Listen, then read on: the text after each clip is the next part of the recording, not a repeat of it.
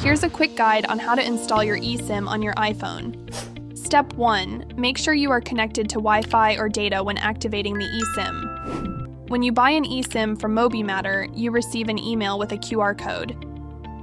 Now Step 2. Take a screenshot of this QR code.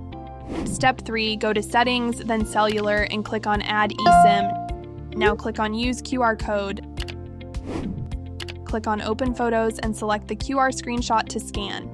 Do this, or you can also simply scan that QR code using another device.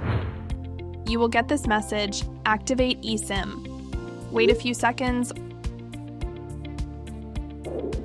Once the eSIM is activated, you will see this message.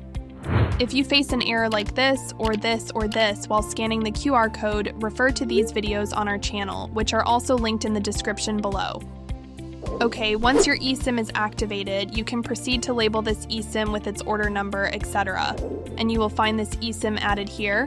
Click on the eSIM and don't forget to turn this on. And that's how you successfully install your eSIM on iOS. For any further queries, reach out to us at mobimatter.com/troubleshoot. Follow MobiMatter for more tips and tricks and make the most of your eSIM experience.